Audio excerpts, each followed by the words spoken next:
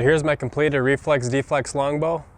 It's ipe backed with bamboo, and let me tell you, it's fun to shoot.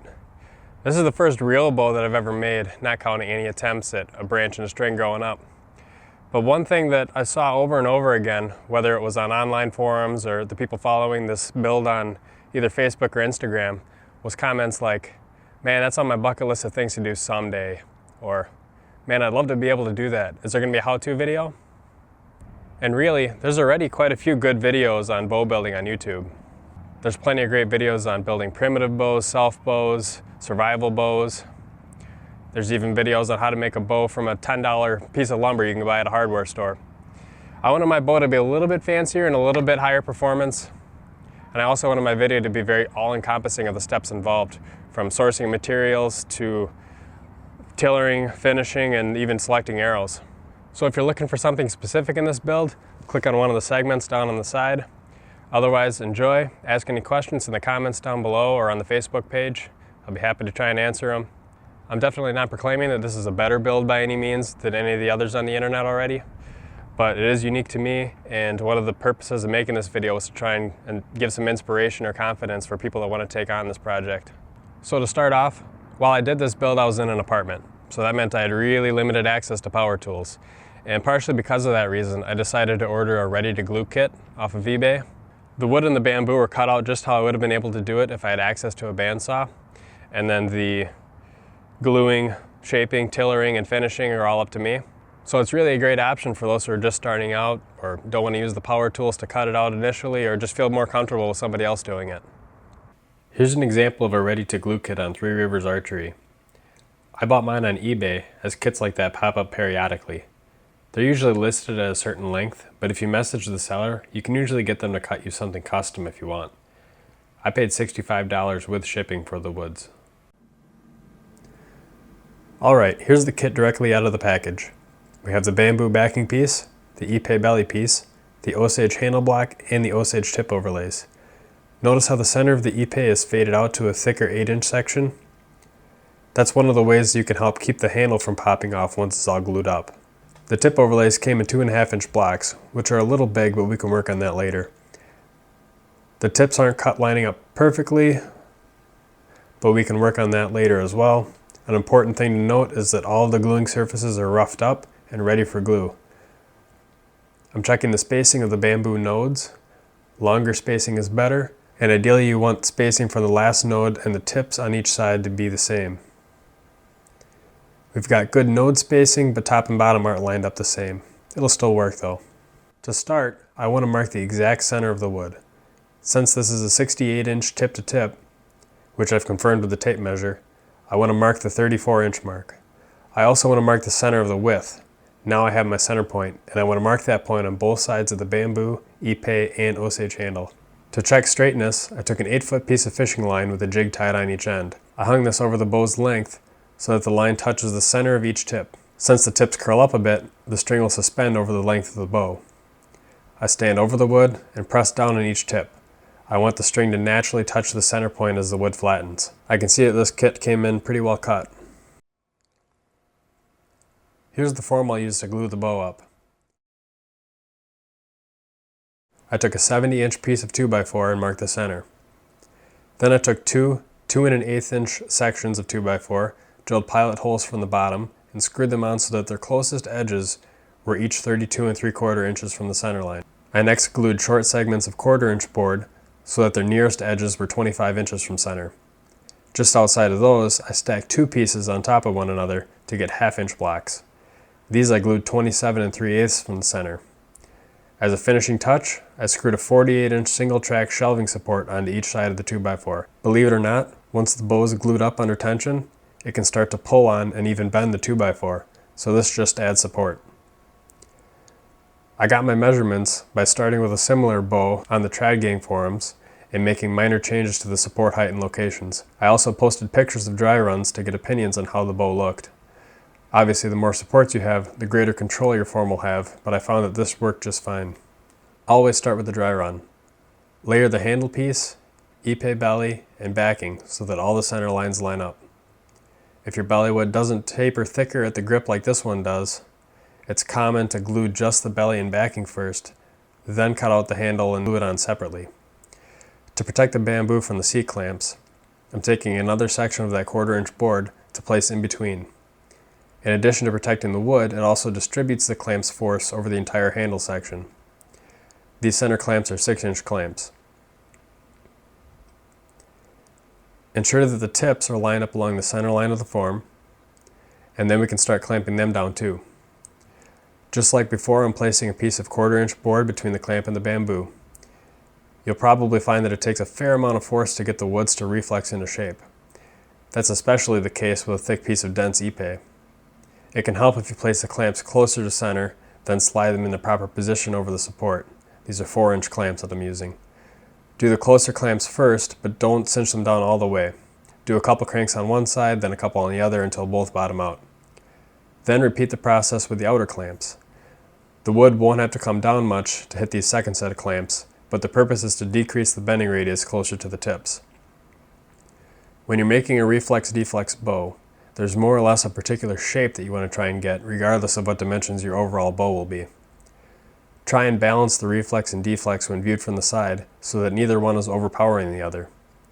You won't be able to get as much curving in a straight handle bow like this one as you would in a bend in the handle bow. Additionally, in the reflex portions, you want the tips to curve more and more the further out you go. You don't want a constant radius. Rather, imagine an ellipse sitting over the limb. That'll give you an idea of how you want the reflex to be shaped. The outermost C-clamps that I use, though, really help hit that shape. Finally, I used spring clamps to hold the pieces together right at the tips. For gluing, I bought a standard 700C bicycle tube that can be bought at any sporting goods store or even gotten for free from a bike shop scrap bin. Just cut the nozzle out, cut it in half, and then split each piece lengthwise. Each of these gets wrapped around a limb to compress during gluing. Do a dry run to figure out how you'll space the tubing, as you'll want to do it right once the glue is on. Unibond 800 is the glue of choice here. You unfortunately almost have to order it online and pay big time shipping. This pint cost around $9, but shipping and tax put it around $25 total. Mix it in about a 5-to-1 resin to hardener ratio by volume per the instructions on the can. Start by laying out a piece of clear plastic wrap to set the wood layers on. Then spread the glue with a paintbrush on each gluing surface. Go for a nice even layer. It's okay if some leaks out once you squeeze the pieces together.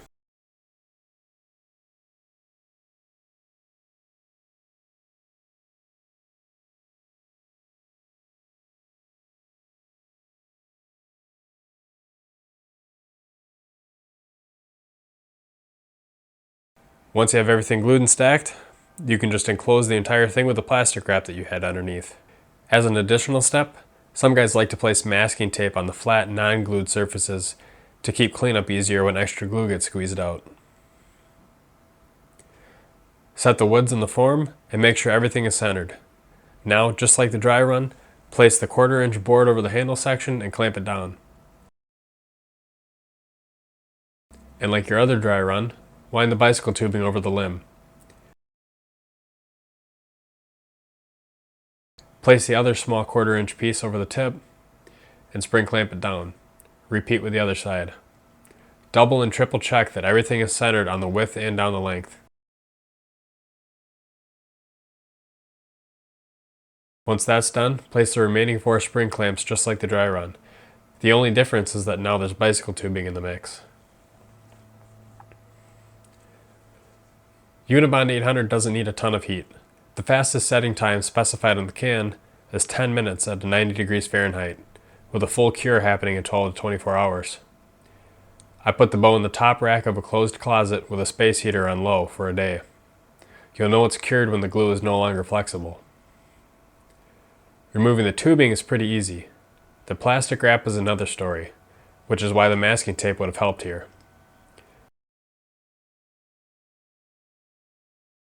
I tried a pocket plane, scraper, and rasp to try and grind off the excess glue. What ended up working the best was just using 2 hands on the rasp to put a lot of weight and force into it. You can see what it looks like before and after. Same thing here on the handle. Don't go too deep just yet. Just go to the point where you're working with just wood. You probably could glue the tip overlays on during the initial glue up. I wanted to have as much control as possible though on that glue up, with the tubing wrapping all the way up to the limb tips. Also, as you can see here, I've learned from the first glue up, and I'm placing masking tape on the flat non-glued epee beforehand. Tip overlays help reinforce your bow, and give you extra options to go with higher performance string materials. Really, the process here is the same as with the initial glue up. I did place the overlays so that there was only 2 inches actually on the limb. Then I clamped them in place and set them in the warm closet for a day. I'm going to work with the 8 inches pre-shaped for the handle, remarking the edges at 4 inches from center. Then divide that into 4 equal 2-inch sections and draw a smooth contour for the side profile of the handle. On the backing, I've drawn the front profile of the handle. The center 4 inches, where my hand goes, is only 1 inch wide, and then straight lines connect the ends of the grip with the full width limbs. I won't be cutting a shelf into this bow. Since I couldn't use power tools or a vise, I hand sawed and rasped the shape of the handle. It sucked. Notice the smooth contour as the handle block fades into the bellywood. Then I rasped away at the front profile of the handle. This was a long, labor-intensive process because the epee is just so dense. A bandsaw and a belt sander would have been lovely, but this goes to show that they're certainly not needed if you don't have the space or the tools on hand. I cut the tip overlays a little thinner on each side, then rasped the glue off. I decided to place the string grooves 1/3 of the way down from the tip. 1/3 of 2 inches is, of course, 2/3 of an inch. I used wood as a straight edge to begin filing the grooves with an 1/8 inch chainsaw file, then finished it freehand. I only made these grooves just deep enough to hold the paracord I'd start tailoring with. Here's the tailoring tree. To make one, start with a 40-inch 2x6 and a short piece of 2x4. The actual length here isn't important. Cutting a dip out of one side ensures that the handle can sit roughly level and still tip one way or the other. Trace the outline of this block because you're going to screw it into the 2x6. Always drill pilot holes before inserting the screws to prevent splitting. The cordless drill is actually the only power tool that I used when making this bow. I started with these screws going in through the back. Then I could make indents in the block so I knew where to put the pilot holes for it.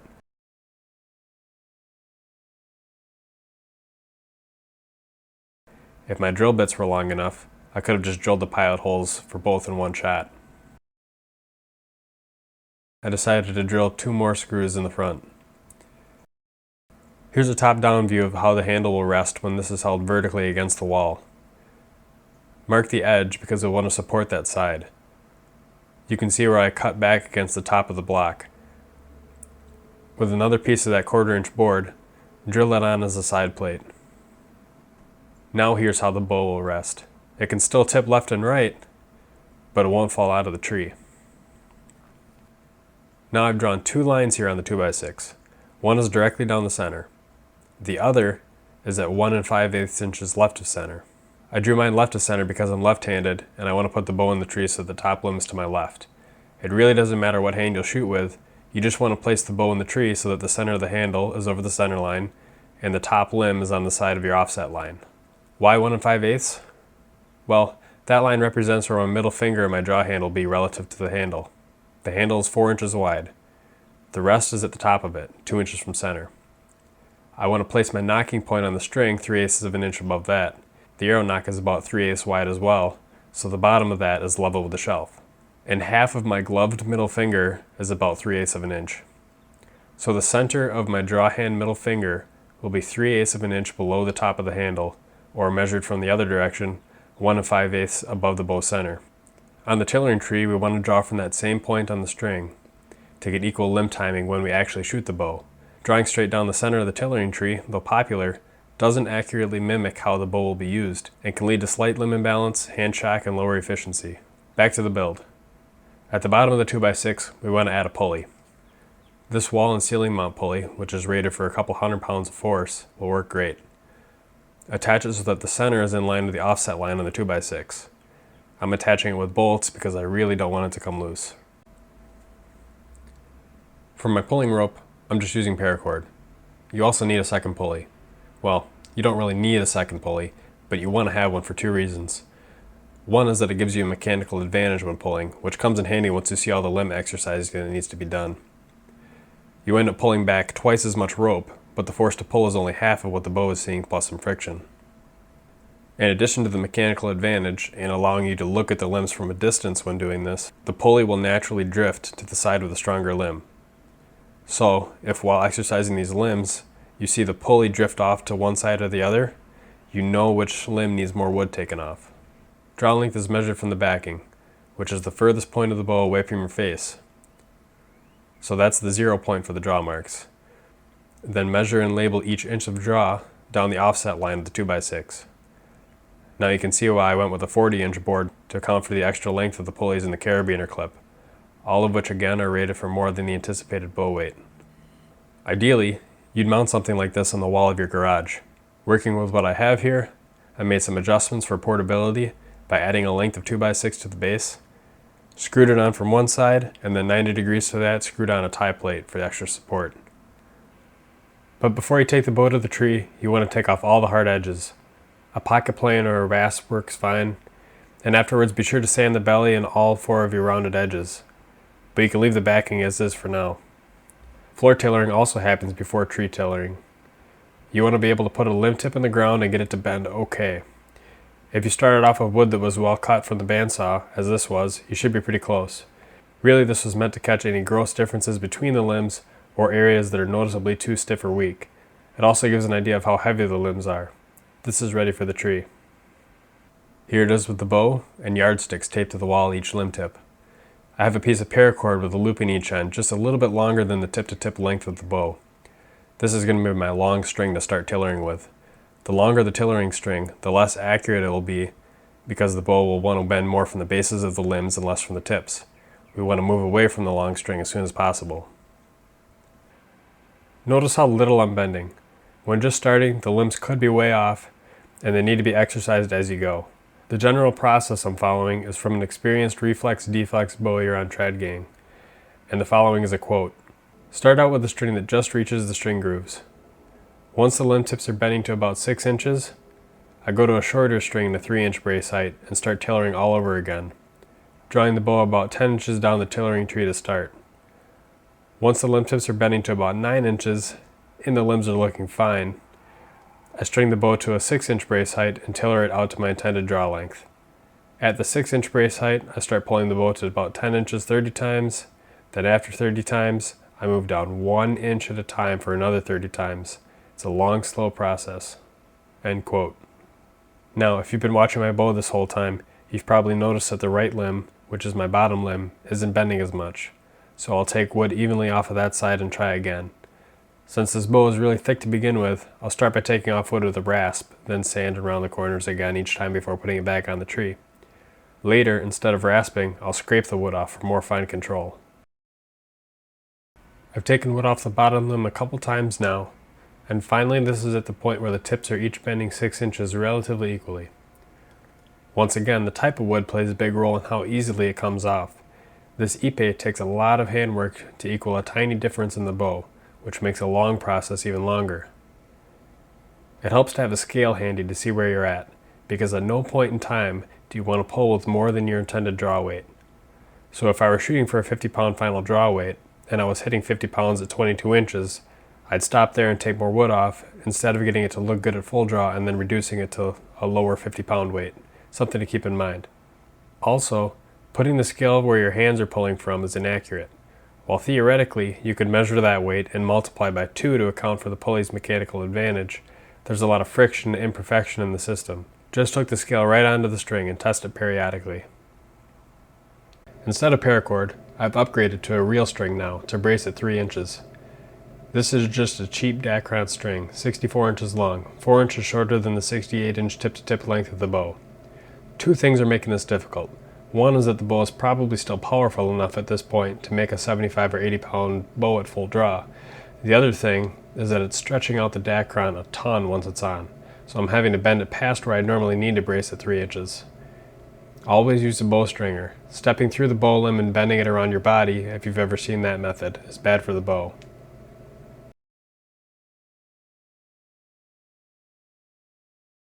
Okay, now I haven't needed to do a ton of work at this 3-inch brace.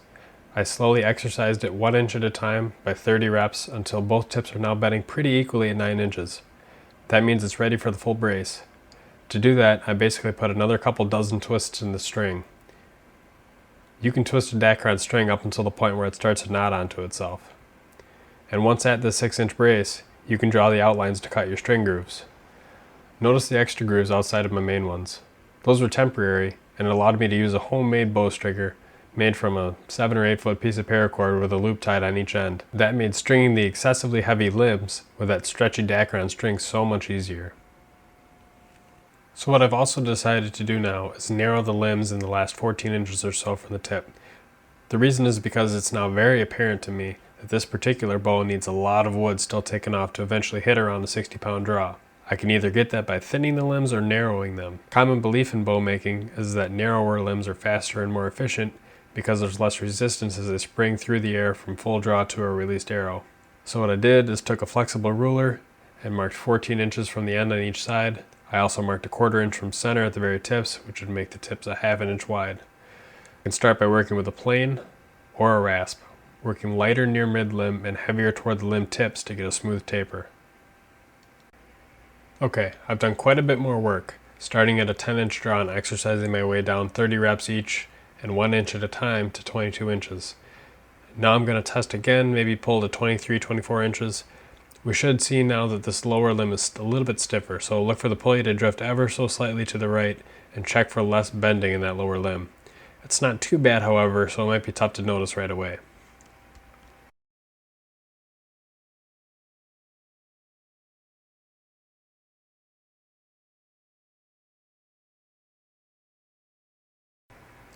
Here's the scraping I referred to earlier.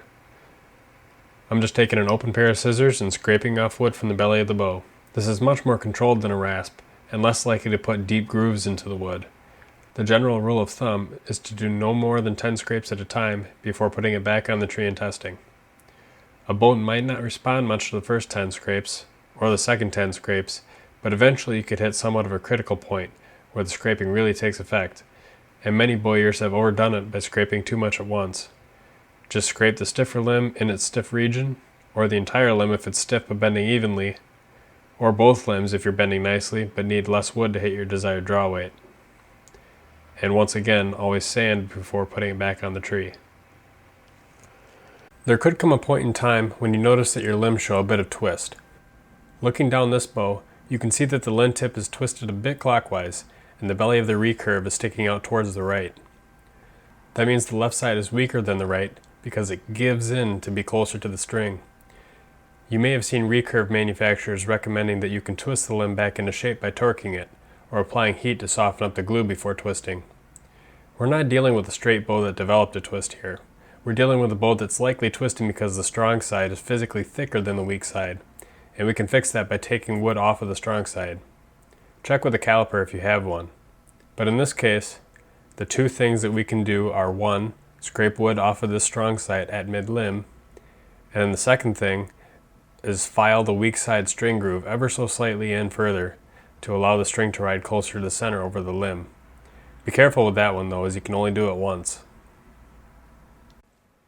Another thing to watch out for as you start tailoring further and further is the string popping out of the groove due to the change in angle. If that happens, just file the groove wider on the belly to allow for the extra movement. Now I have the bow drawing to 25 inches pretty smoothly. Once again, it was no quicker than 30 reps at each inch until I finally worked my way down to 25 inches. At this point, I'm hitting about 65 pounds, so I want to take wood off the whole thing. I've decided that'd be a good weight for me to finish at, even though it's on the high side for traditional archery, especially for someone first switching to traditional. My advice is to set up a camera like I've done, so that you can take a picture of the bow on the tree. Here's a snapshot of mine at 25 inches. With a picture, you can take all the time you want to draw lines in Paint or Photoshop and analyze where your bow needs work. You can also upload it to the internet for the opinion of others. Here's a picture of the bow at 27 inches that I uploaded, thinking it was pretty good to my eye. And here's the feedback I got on where I could still afford to remove some wood for an ideal bend. Part of being a good do-it-yourselfer, in my opinion, is being able to find and utilize your resources and to know when to ask for help. Eric Krusen made something called a tailoring gizmo a while back that can be helpful in determining stiff areas. Drill a 5/16 inch hole through a short piece of wood. Then use a 1/2 inch bit to go partially through. It needs to be deep enough to seat a 5/16 inch nut. Then take a pencil and screw it through the nut. To use this, you would lock the bow at a particular length in the tailoring tree. Then set the pencil so that it's sticking out just enough to not touch the area of deepest bend. By sliding the gizmo up and down the belly, it will leave pencil marks at the areas that aren't bending as much, and they can be thinned out. You still need to work the fade areas mostly by eyeballing it though. After taking wood off in the areas in yellow, I've now finally got the bow tailoring great at 28 inches, my personal draw length. It's pulling 64 pounds at that length. Now that the bow is tailored, we can go through the effort of making the bow look great. I started by working down on the tip overlays, making them nice and round, and removing enough wood that the temporary string knocks are gone. I'm working on rounding the entire tip, not just the Osage overlays. Sand the entire belly and sides of the bow, starting with 60 grit, then working your way down to 320 grit or so. You could go finer than that if you wanted to.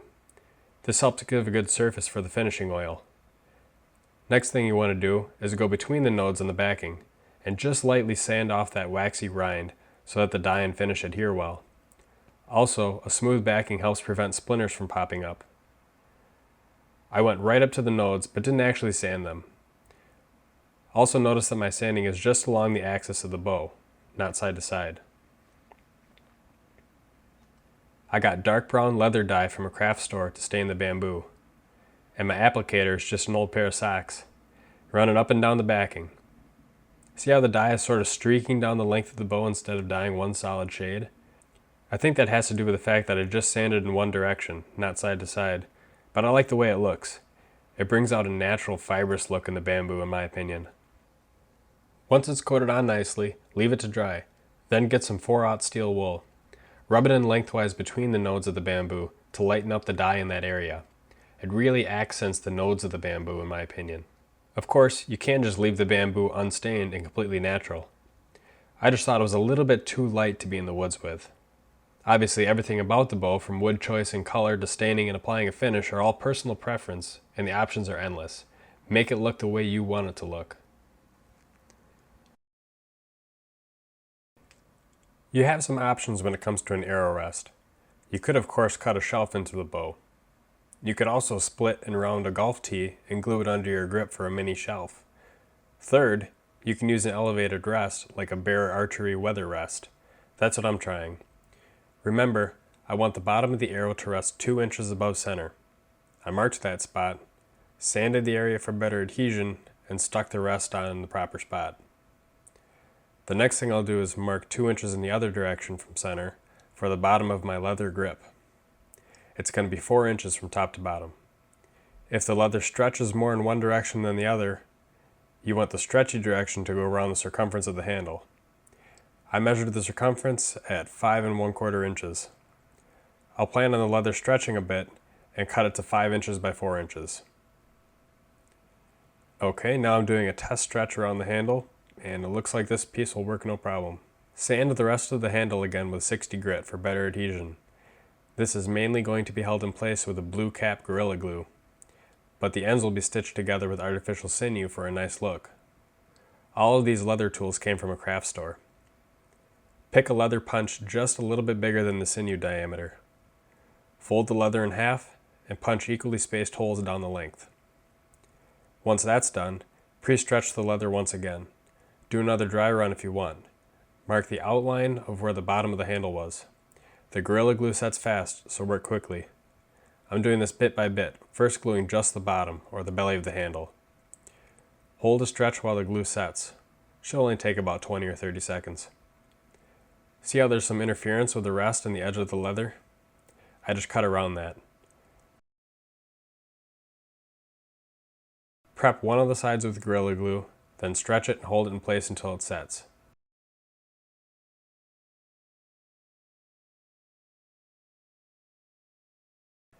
Repeat with the other side.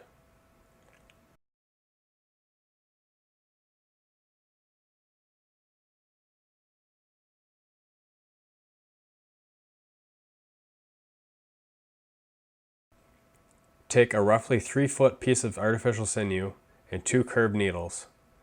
The stitching I'm about to do was taken directly off of the Three Rivers Archery video for attaching a leather grip, so I won't spend a ton of time on it. Essentially, you just lace the grip as if you were lacing up a shoe.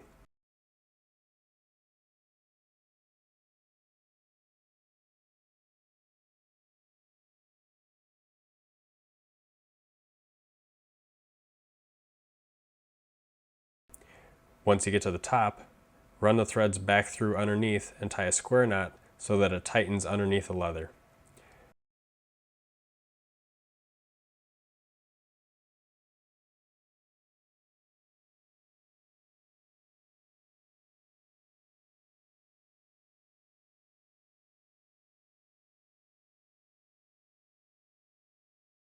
Then run each needle down to like the third or fourth hole, poke it out, and then pull the artificial sinew tight and clip it. Time to apply the finish. The problem with ipe is that it doesn't take a stain very well, as it's an oily wood. So first I'm wiping the belly and the sides with acetone until the rags come up fairly clean.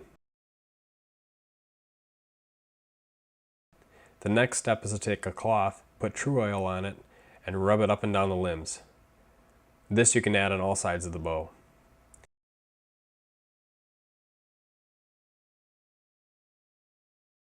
After coating the entire bow, let it dry.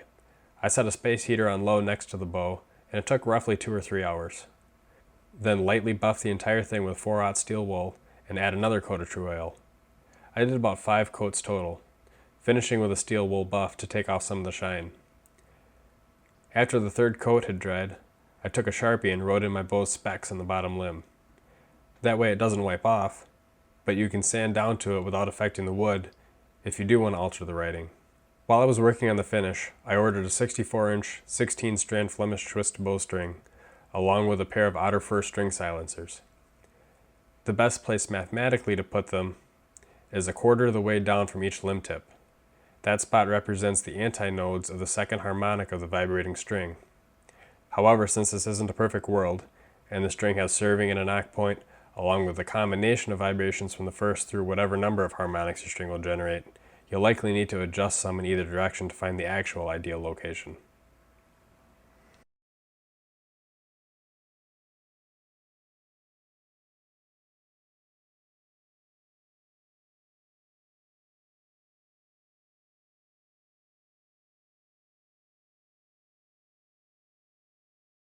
For arrows, I decided to start with carbons rather than wood, just to eliminate variables when learning to shoot a longbow.